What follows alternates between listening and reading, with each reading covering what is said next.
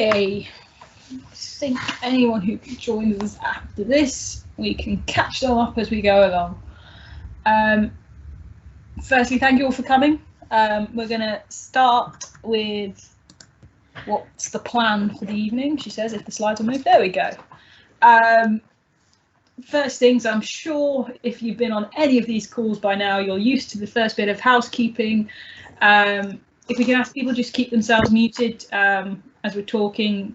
If there's open mic parts, we'll let you know, and feel free to absolutely put your hand up, put questions in the chat box, and we can have a chat. After all, this is called Let's Talk Football. We are recording the meeting as in the booking form, so that's just so that we can use it afterwards in case anyone misses it. I'm going to start off with a couple of introductions so that you know who's talking. I'm Chloe. At some point you might see my face. I don't know if my face is coming up on the bottom or not. If not, I am here, I promise. I work at Surrey FA. I'm the Workforce Development Officer.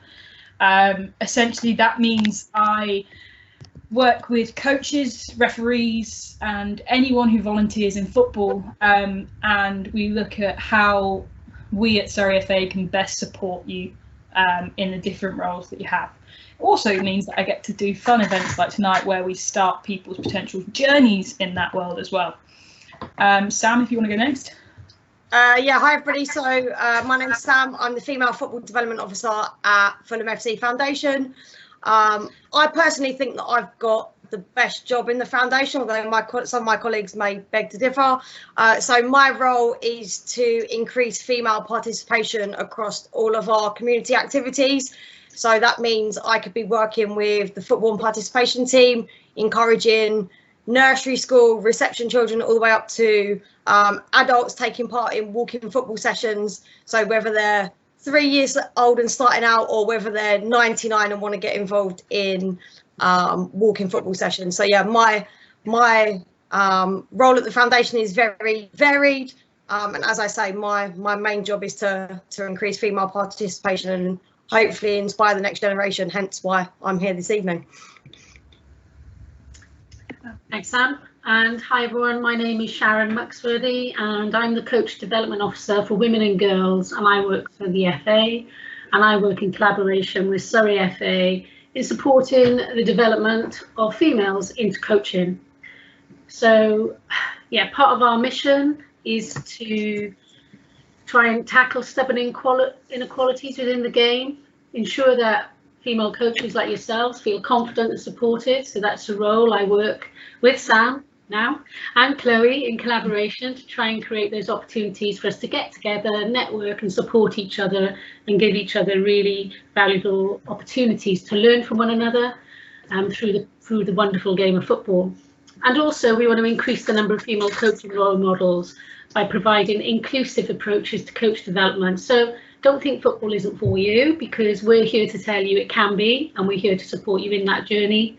And there's a lot of there's some female coaches who can also share that with you later this evening. And finally, which you may be aware of already, is that we've got a digital first approach, and that's to actually increase access rather than reduce access. But our digital approach is about creating those personalised and connected learning experiences. So that means that it's not like just complete this course and then you're on your own. It's like complete that course, let us know, and then we can further support you, help you with finding a club, and more importantly as well for me and mentors who are working within the county FAs to come along and support you in that journey.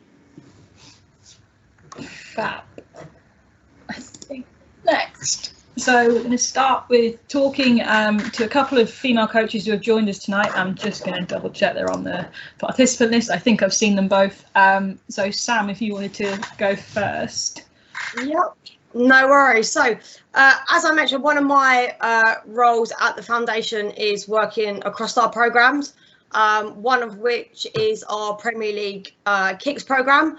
So one of my participants who comes along to one of my sessions has kindly volunteered herself, or more, I put her forward and she said yes, thanks Kira, to come along and speak about her journey. So I started at the foundation in November 2019, and one of my first tasks was to go along to each of our community girls kick sessions.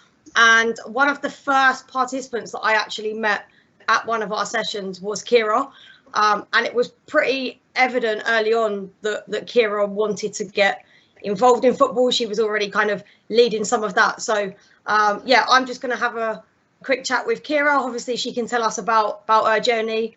Yeah, so Kira, if you would like to unmute yourself, that'd be great. Hopefully she's there. Yep, I can see she's unmuted. Perfect, thank you. So Kira, can you tell us a little bit about how you first got involved in the Fulham FC Foundation Girls Kicks programme?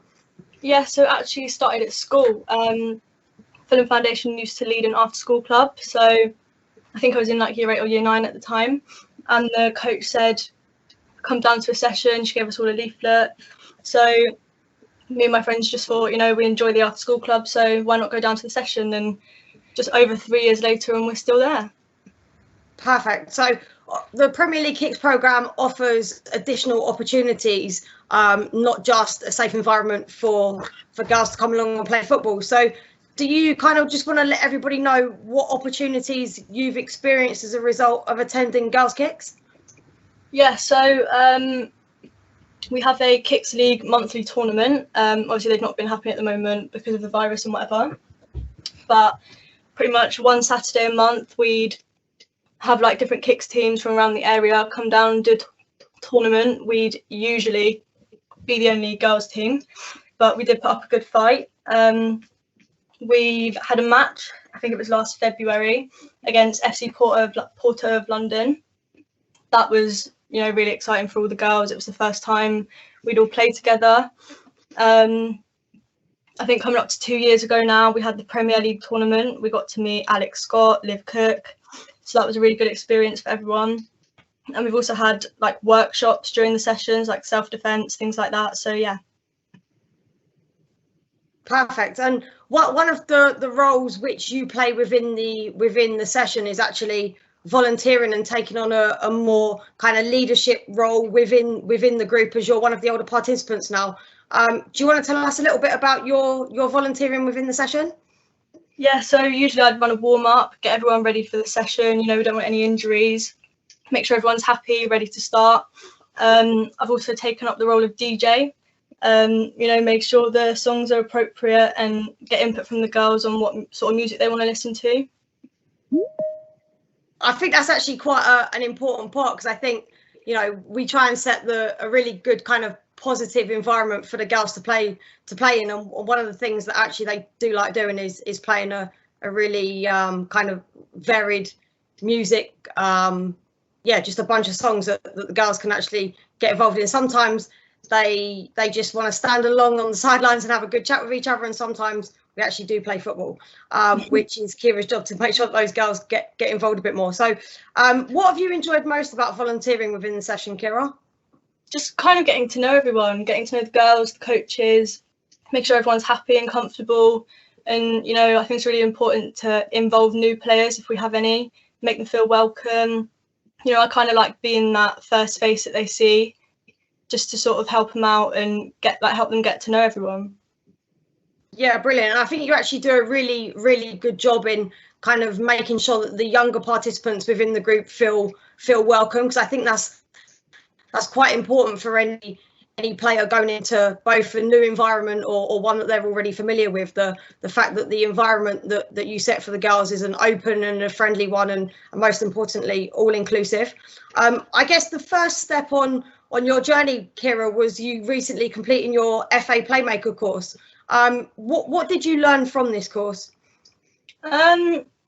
Yeah, of course, I learnt about safeguarding, running safe sessions, you know, what to do in case of an emergency, like all the practical things. But at the same time, on a personal level, I also learnt that, you know, playing professionally isn't the only option, and coaching may actually be something that I do want to do. So it's definitely made me feel a lot more confident about doing the level 1. Yeah, brilliant.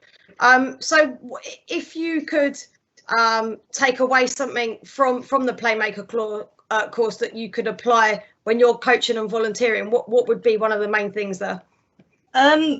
I think like encouraging other girls to get involved and see what potential courses are out there for them that they may want to get involved in. And, you know, obviously the information will help me to run safe and enjoyable sessions and just create a positive environment. Yeah, brilliant. You're going to be piloting the new Introduction to Coaching qualification due to start next week, I believe. What are you mostly looking forward to about completing that course? I think I speak for all four of us when I say that we're all really excited. It was really up in the air about whether it would be happening this year, whether it would be in person or online. But, you know, the FA managed to arrange it and we're really grateful for the opportunity. I think we're all excited to see what other opportunities it can lead to and hopefully be able to start coaching teams ourselves in the future. Hopefully you're not after my job too soon, though, Kira. Not yet, not yet. And just the last question, what advice would you give somebody if they were thinking of completing either the FA Playmaker course or the FA Level 1 course? Honestly, I just tell them to do it. Like, it offers you so many opportunities and shows you how many options there are out there. You know, if you're unsure about where the coaching is for you, then I think the Playmaker course is a great way to just get a taste of what it's actually like, and it doesn't take long at all, so I would definitely recommend it. Amazing, brilliant. Thanks a lot for that, Kira. Thanks. Fab, thanks, Kira. That was excellent. Really good to hear from someone who's done the Playmaker with it being a relatively new course. It's really nice to hear that that's sort of started sort of the thought process and that you've already got on to be proactive and got on that Introduction to Coaching Football, as it's called. That's really good. I think if I have a chat with Eva now, and then throughout this, guys, if anyone's got any questions for me, Sam, Sharon, Eva and Kira as well, if they're happy to, if you want to put any questions you've got in the chat box, anything specific that comes up, just drop it in there at any point, and we will get that answered. I think if Eva, are you there? Yeah, I'm here. Excellent. So Eva and I both coach at the same football club. We both coach at Mole Valley in Dorking, based at Meadowbank. Not the same age groups, I think quite different age groups. But Eva, if you want to start off just telling us a little bit about your playing journey, how long you've played, and sort of how that started. Yeah, so I started playing, I think I was 11. I only did the Surrey Youth Games in the summer, and then after that they asked me to join, and then I've just been playing with Mole Valley since then, and in the under 18s now. Been there longer than me, that's for sure. Brilliant. Can I ask, like, how and when did you first really think about coaching a team? So when I did my Duke of Edinburgh, I decided to do volunteering at Mole Valley Girls. I think it was for the under 11s then, and then after that I saw the level 1 course. And so then I did that first of all, and then I got offered to do some coaching at the Mole Valley Girls team. So yeah. So when you found the level 1, what made you do it? What made you go, yeah, I'm going to do that? I think, well, especially as it was female only, I think that kind of helped as well. But I just thought I'd definitely better from it because I'd have a lot more knowledge, which I did get from it. And just kind of learn different aspects towards coaching. Fab. As you've mentioned it, do you think that you would have been as tempted if it wasn't female only, or was that the big seller for you? I definitely would have done it, but I just think it kind of helped because I felt more comfortable in it being female only. Yeah. Makes sense. How did you find the course in general? What was it like?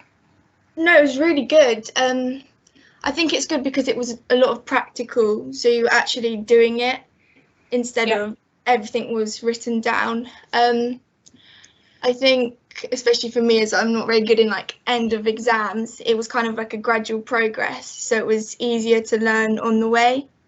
And then obviously because of Corona, it was a very large gap between when I could actually complete it and when I started it. But it was really good. It all worked out afterwards. So yeah. Fab. Excellent. What age groups are you working with now then? What sort of coaching experience wise are you getting? So I'm doing the under 8s and under 7s. I do it with a girl called Casey who's doing the under 9s. So at the beginning we'll do the warm up with them all together, and then I'll go off and do the under 8s and under 7s, and then Casey will do the under 9s. Yeah. How do you find working with players that young? I think it's quite challenging to keep them focused and make sure that I think it's really important for them to enjoy what they're doing at such a young age, and not make it so competitive as I think we would like it, like growing up. Obviously, like with us, it's a lot more competitive, and I think you need to be able to know how to progress them as they wouldn't really know how, like the basics. You're just literally teaching them from the start. Yeah. Having worked with that group a couple of years ago, I know exactly what you mean. What do you think is the most enjoyable part of working with younger players? I think it would be seeing their progression and how quickly they can pick up on things. I think that's what the best thing is, like seeing them having fun and like learning like each week.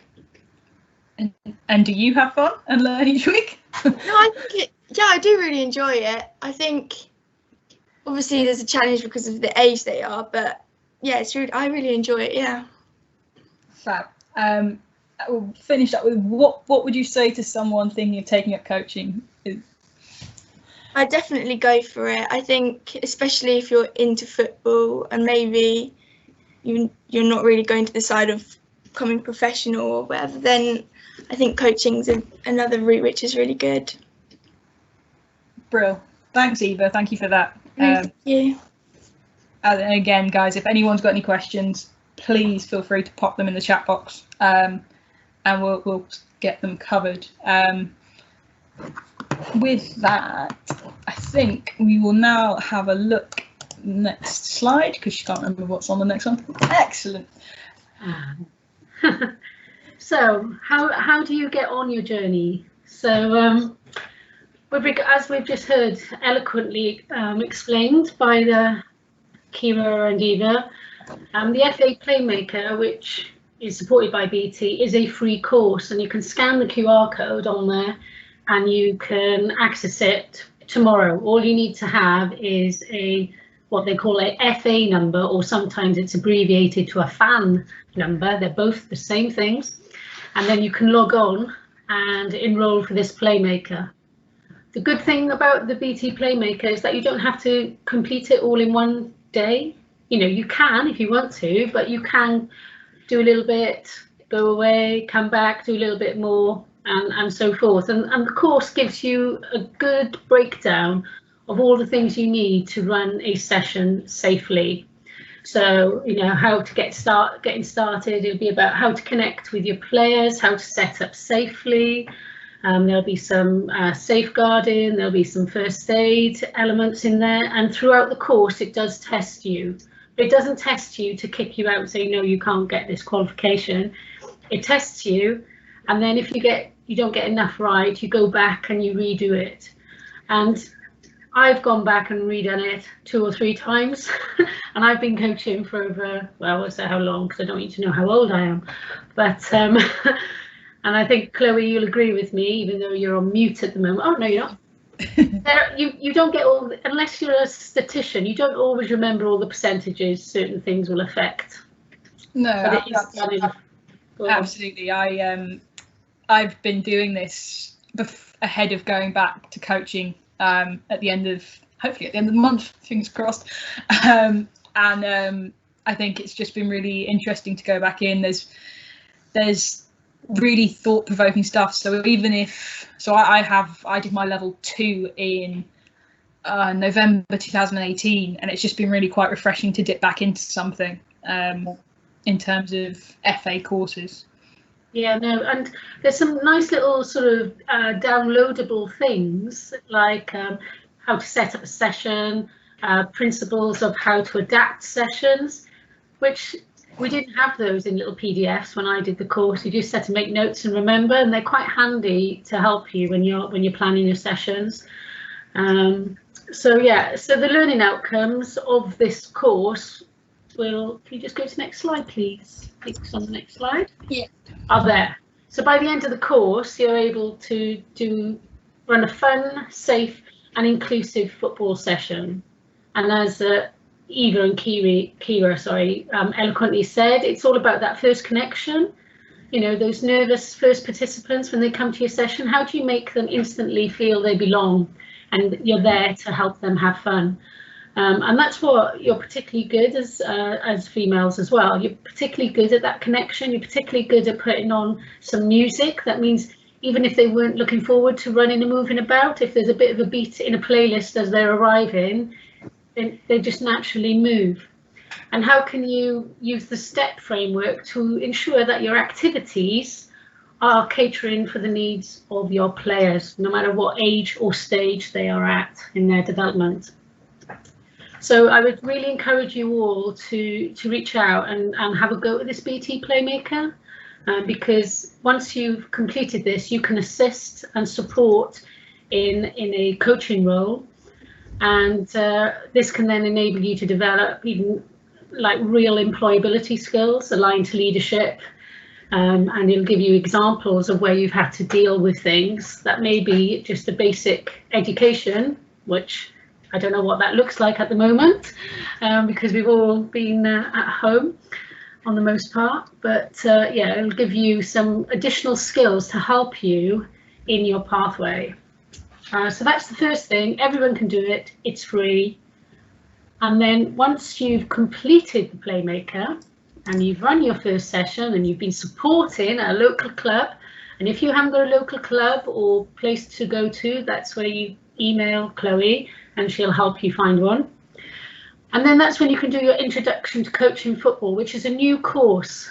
Unlike Eva's level 1 course, which was predominantly practically orientated and out in the field, this one is digital first, so it's done online. And once you've completed this course, there's then an opportunity for you to be supported in the practical on the grass elements through your county FA, working in partnership with me. And under the, you know, it might even be Chloe delivering something, any of the team actually, but they'll be putting on bespoke workshops for you to support your learning journey in your context. So the Introduction to Coaching Football, this one is not out at the moment. There's a pilot, as the girls have just relayed. There's a pilot going on in the next month just to make sure that it's got everything we need in the right place for everyone to access it. And then hopefully it will be launched in April or May for general application and registration.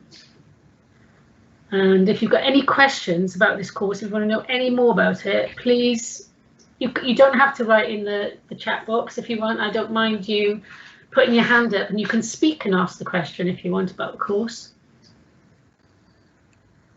I suppose the big thing about this course is that from this course, whereas the level 1 before, you would complete the course and then you sort of would be, and off you go. It'd be like when you first learned to fly as a swan, you know, you'd fly and you're free, you're no longer waddling behind your mum and dad.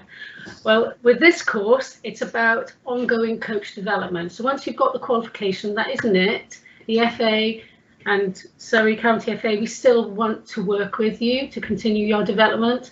So for 11 months after you completing the online course, you'll be part of a community of on Intelligent, which is another online platform. And through that platform, you will gain further continual support in your coaching journey. It's just offering a blended approach. So some practical elements, some face-to-face for the Surrey County FA, plus the national support network and collaboration from a range of coaches. Does that cover it?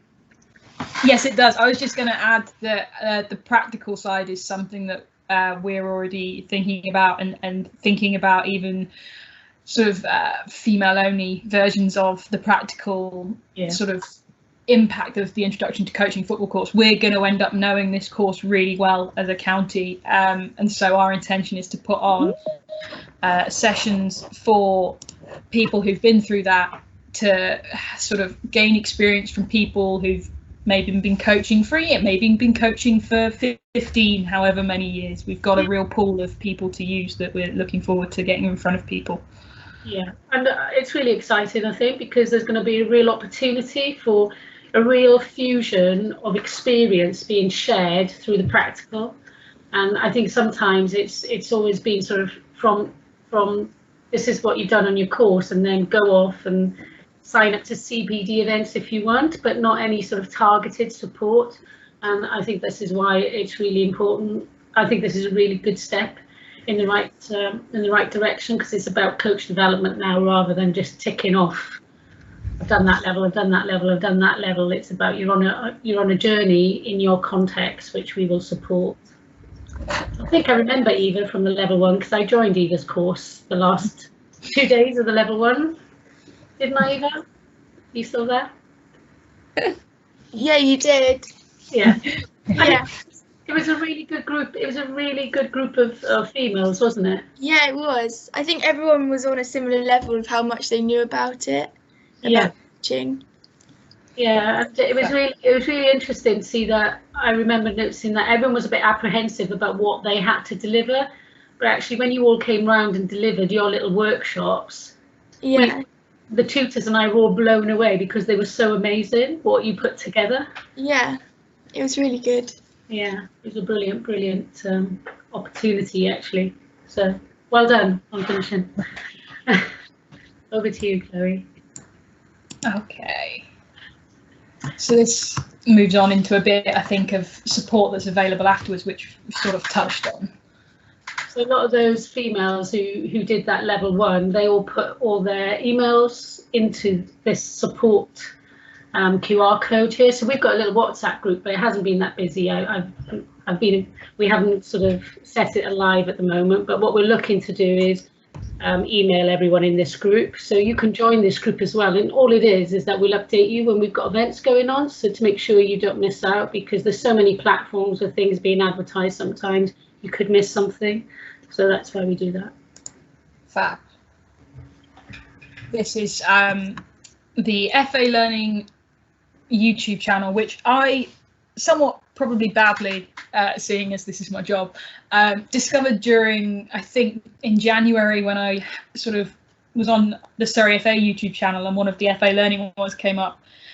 If anyone is already coaching, or if you're thinking about coaching, or you are building up the courage to ask your coach to let you have a go, there are some really useful videos on there, and you'll recognise the practices. You'll have probably done half of the practices yourself. I find that's the most common thing that happens to me, is I'm writing stuff down for my under 14s and I go, I remember when I did this, but I never thought that this was why I was doing it, and that kind of association. But the FA Learning YouTube channel has got some fantastic tools on there, so if you're after just a bit more in terms of ideas or checking it out a bit, that is definitely the place to do it. What I will do with all of these things, guys, as well, in a follow-up email, I will send all of the links that we've spoken about. So the link for the Playmaker, the link for the YouTube channel, just so that everything is written down as well, just to make sure you've got it. But yeah, if you've got 5 minutes, I mean, my weekends are currently just several 5 minutes back to back, but have a look at the FA Learning channel. And then Sam, if you wanted to just talk through some exciting opportunities. Yeah, thanks, Chloe. So I think sometimes there can be a misconception around what qualifications people need to actively start coaching, a little bit like what Sharon was saying earlier. Like when I'd done my level 1, once I went out the door, that was kind of it, and I didn't really know too much of where to turn or who to speak to. So I think getting involved in some of the groups that Sharon just mentioned are going to be quite key for you if you do want to start your coaching journey.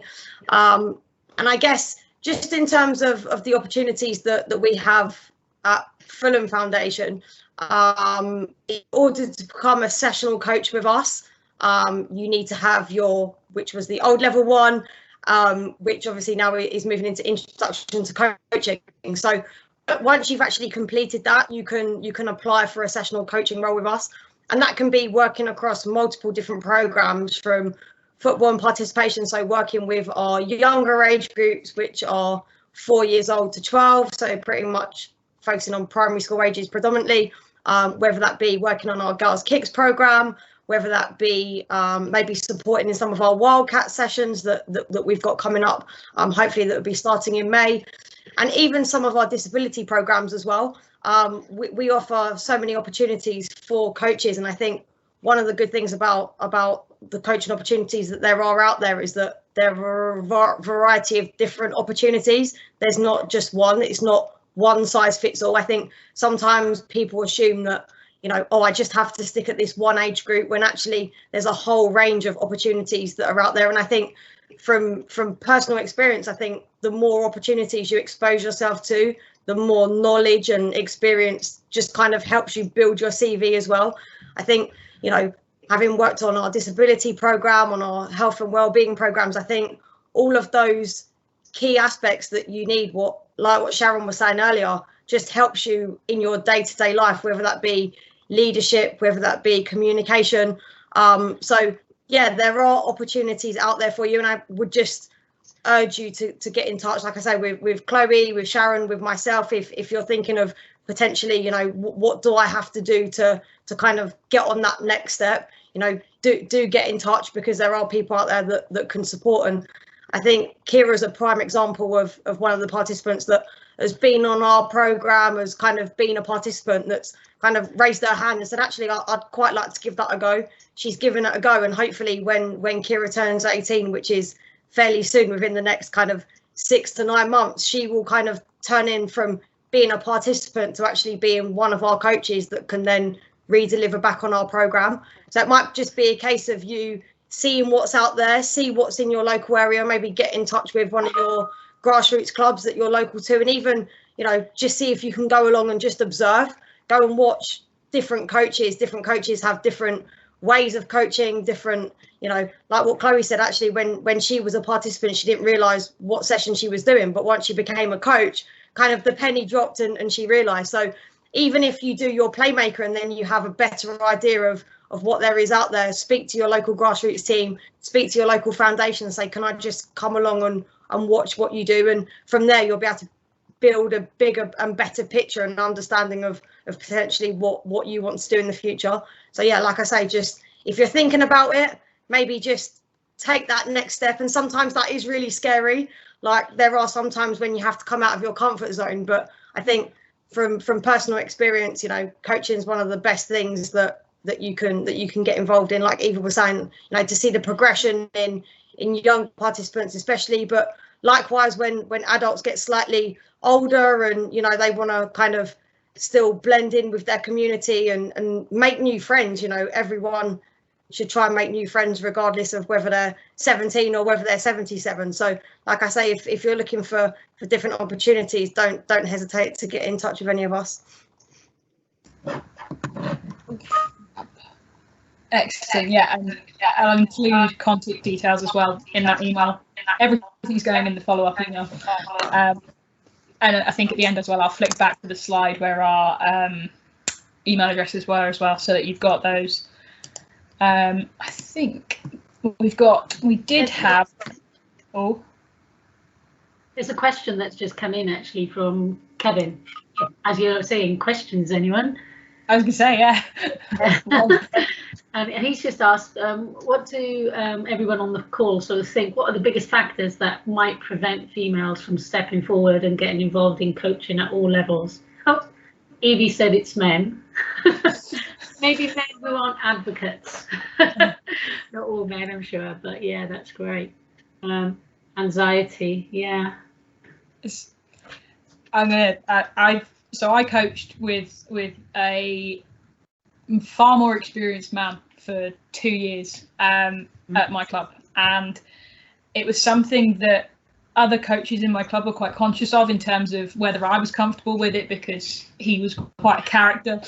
I personally completely understand the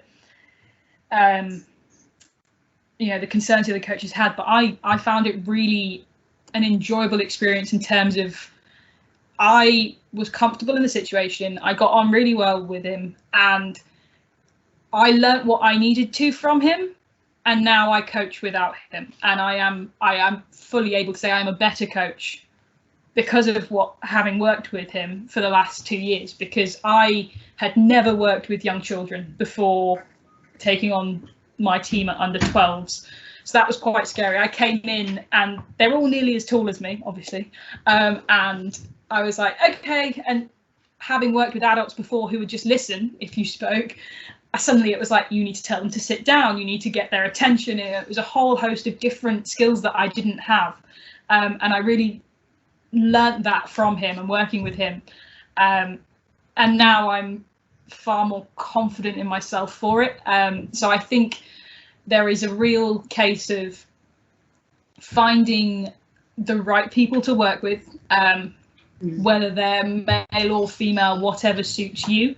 But personally, I was able to take quite a lot from someone who'd coached for 20 odd years with hosts of different groups. So I think there is a sort of balance in that as well. I suppose it's making sure then that you're deployed at the right club with the right people to support your development and who value that, and that they've got that skill set. So if they are going to put you with a coach, is it a transformational relationship where, yes, you may learn some skills from them, but they can also learn, the skills from you that you have, the ability to connect and engage and show empathy. You may not be able to understand the full tactical awareness, but I think coaching is so much more than that. It's not just about the football, even though it is about the football. It's about the experiences and the environment you create through the vehicle of football. And if you haven't got happy players having fun in a safe environment, then you're not a good coach, because those have got to be the principles and the starting points, haven't they, for any good session to happen. I don't know what you think, Sam. Yeah, I was just going to say, I think now there's so many more female coaches within the game that we're far more respected now than maybe previously thought. If you look at somebody like Emma Hayes, who's obviously the Chelsea women's coach, I think she's by far one of the most respected managers, not just female managers, but managers everywhere. I think for what, female coaches bring to the game, I think, we all bring something different. And I think when I look back to when I'd done my level 2, which was a long, long time ago, I was actually the only female on the course. And I think, like someone was just saying, you do feel a sense of anxiety, but I think everybody now, like I say, respects the reason why you're there. Actually, you're there for the same reasons as why they're there as well. So I think that there can be a little bit of stigma, like you were saying, around, whether it be male coaches, female coaches, but ultimately, we're all trying to get on the same pathway and, all try and make a difference to the participants that we're working with. But yeah, I think we're far more respected now than previously what was thought. Yeah, I think there's a genuine sort of drive to ensure that all the content. I mean, unfortunately, we haven't been able to do any video or make any new sort of coaching resources that are live since COVID. But there's a real genuine willingness and commitment by the FA as a whole to ensure that the actual videos we've got the context, our females coaching in those contexts as well, that they're female players, that they're female coaches coaching male players, that they're it really does reflect the wide framework of that and pathways that are available for female coaches. And it could be adult recreation. So what do we have to support those women who now want to also support the growth of their club by also additionally doing a little bit of coaching? So have we got some footage and that is signposted for that age of female? Disability as well. We've got the new introduction to disability that's coming out to try and raise the awareness to people of how to coach an inclusive session, and you know how to put that on as well. So I think it is moving in the right direction, but I also think, yeah, it's up to us to make sure we're part of that change as well now, that continuing change, and giving opportunities to elevate each other, support each other, and encourage each other to go on, put yourself forward. And as Kira expertly said, you know, you just got to do it. And I know Nike might want make me to pay for that, stealing their slogan, but it's just do it, you know.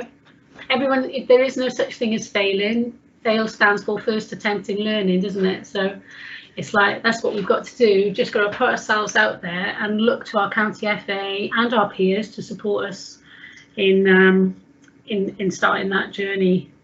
I like what Amira's written. She said she feels a bit, it's the audience. Every coaching scenario I've been involved with has a parent-dominated audience. It's like being on stage and every session is a final performance. Whoa, it's true.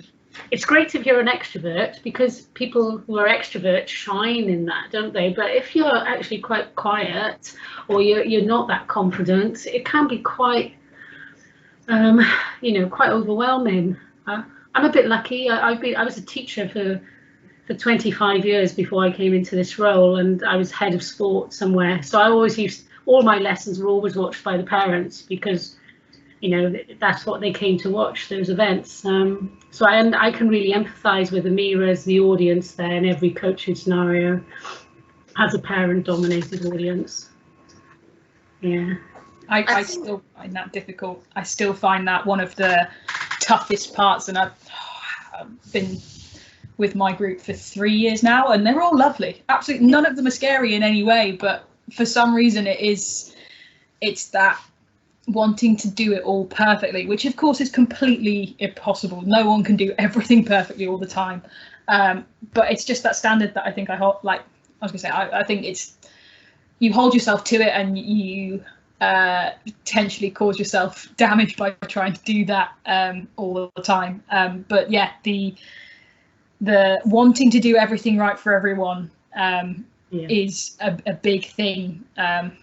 But I was always conscious that I didn't know enough. That was the biggest thing that I sort of would go through in my head, was I don't know enough tactically to, because obviously my group have moved to 11-a-side this year, and I've gone, I don't know, like, what, this is completely different. It's not, it's still football. They're still there to have fun and play games, and that's what they're still doing. It's a real sort of pressure that I think you can put on yourself in that kind of situation, which is silly, but I do it anyway. Yeah, but do you know what? Sometimes not having all the answers as a coach makes you a better coach, because you ask better questions of your players, and the better questions you ask of your players, the better you're going to develop them to solve the problems they need to solve during the 1v1s, during the overloads, during recognising where the space and the scanning is.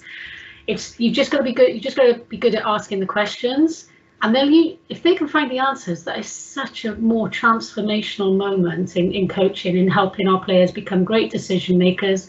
And as you know, with females in particular, they love to be empowered in that decision making as players and as coaches. So the more sort of empowerment you can give to them through the practices, the longer longevity they will stay in the game. They'll learn to solve and resolve their own little problems, and actually that will then transfer nicely for when you want to get your player to coach project going at your club, to ensure there's sustainability, ensuring that your grassroots clubs flourishes, or wherever they're working and deployed. Any more questions from anyone?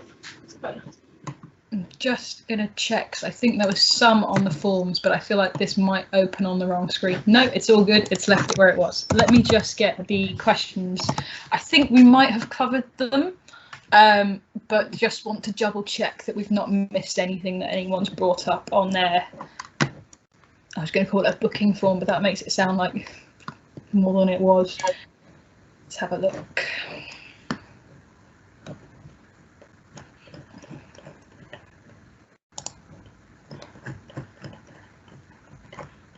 Questions.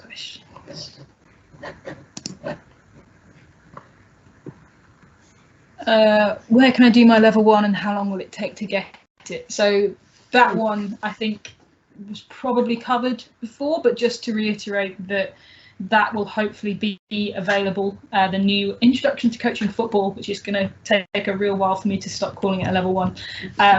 That will be available hopefully April, May time. In terms of delivery and how long the actual course is, I'm not too sure. I don't know if anyone else is.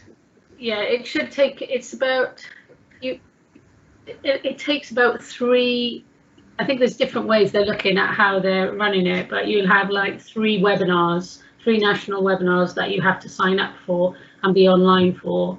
And then I think it comes, then there's guided learning hours where you have to go on and complete some modules, and some are optional. So yeah, you should be able to do it within 8 months of learning. And then it's about putting that into practice in your environment and sort of maybe sharing some reflections of your journey. So it's a mentoring process as you're developing. And then once you've completed the initial online modules, the ones that you have to do, then the County FA are notified of the area that you're in so that they can contact you to offer any additional support, I think. I think that's what happens. I'm being recorded as well, and I could have got that one. It's all good. If we're wrong, we'll just cut this bit. That's excellent. The only other question is around what age of teams can you coach? I think a lot of that comes from with refereeing. Obviously, refereeing have rules in place. So if you're a qualified referee and you are under the age of 16, you referee the age group below your age. So if you were an under 15 player, you can referee under 14s and below. It's not the same in coaching, is what I would say. It's about finding an environment that you're comfortable with, whether that's peers or younger players or older players, even, as long as you're supported in that environment. I think that's probably the best answer I've got.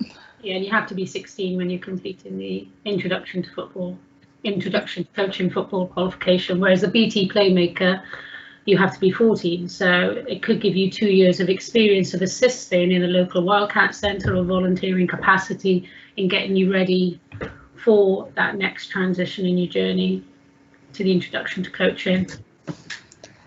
Fab. And then we've had another question in the box with Evie would like to know, with the Playmaker, do you need to have a number of hours of helping to coach?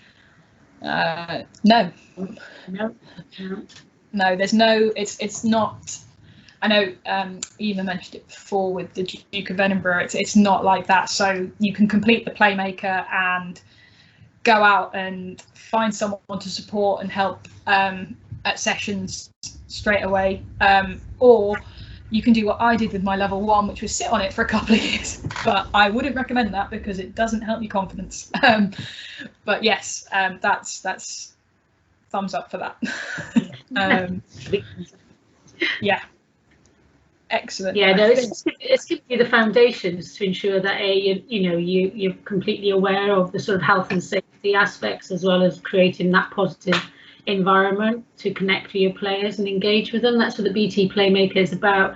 I mean, when you're over sort of 16 and say you want to, I'm not sure to be 18 for this actually, but you say you wanted to start a Wildcat Centre or you wanted to run a Just Play activity, then you'd have to do some additional sort of safeguarding and first aid qualifications as well as that. But then you could apply through your County FA to run one of those centres if that was your plan. Fab. I'm going to move us on. A couple of events that we've got coming up. Yeah, so obviously next March the 8th is International Women's Day, and for this month the FA, the Women and Girls Development Team, are running a host of regional webinars. Now the South Regional webinar isn't on a great day because it's the day we return to football, I think now, but it will be recorded. But you can go to any of them. It doesn't have to be in your region. The positive of going to the one in your region is that there'll be people who can answer your questions that are bespoke to the needs in where you live. Whereas if you went to the north, they could tell you a lot about the journeys of women and coaches and different pathways, and it'd be a nice debate and collaboration, but they won't be able to give you any bespoke information aligned to the county you live in. So yeah, just scan the code to register your interest and fill in which one you want to go to, and then the link will be sent out to you for whichever one you have registered for. Fab. And the next thing, it's me. Very relevant to what we've been talking about today. So Surrey FA have launched today, actually on our Twitter channel, the Playmaker Pass It On challenge. This is really to highlight and draw attention to the Playmaker, and we really want as many people as possible, especially in this last month before football comes back, before we've got stuff to do on the nights when we train. So personally, on a Thursday night, I'm currently dipping into it because I want to sort of get my toes back into coaching and get my mindset back onto the sort of the sessions I might run, and it's really sort of useful that I can drop in and out, like Sharon said. But this challenge is essentially to spread the word about it. So the theory is you'll complete the Playmaker, you'll then tweet about it. If you don't have Twitter, I bet your club do, so they can tweet about it for you, and essentially tell Twitter what you learned on the course, or why you found it useful, or just tell us that you've done it. Tag 3 people to get them to have a go so that they sort of see and hear about it, because the Playmaker is still relatively new in terms of being a course, and I think a lot of people don't know that it's free and online and available to complete now. So we're really trying to spread the word on that, and then just don't forget to include the hashtag Playmaker Pass It On, because that is what I will then look at the end of the month to essentially select up to 5 people who we will award £100 bursaries for the new Introduction to Coaching football course when that becomes available. If you've already completed the Playmaker, you can still enter this. You can just tell us that you've done it. It's very much sort of let us know and spread the word. We're trying to get as much coverage on it as possible. So that is that one. I think. Yeah. And really important to tag your 3 friends. I think that's really important, because we want to create a revolution of female BT Playmakers. Yes, for definite. I've done mine already. Yeah. So I've tagged my 3 today. So absolutely have a go. And as I say, if you've not got Twitter, get your football club to do it, because we're tagging clubs and leagues in it as well to try and get them to promote it so that you guys as players hear about it. I think, unless anyone has any other questions or anything else to say, I think we are pretty much bang on time. We are pretty much done for the evening. So I just wanted to say thank you to Sam and Sharon for coming, and thank you to Eva and Kira especially for sharing their stories. We hope you found it useful. We will share the QR codes, the links, the details, and our email addresses. And if you have any questions at any point for any of us, we are all at the end of our emails. So please do let us know. Other than that, the recording of this will also be available on our website if you want to go back and be re-inspired again. So yeah, thank you very much, and we'll hopefully see you on a course at some point when we can see people in person.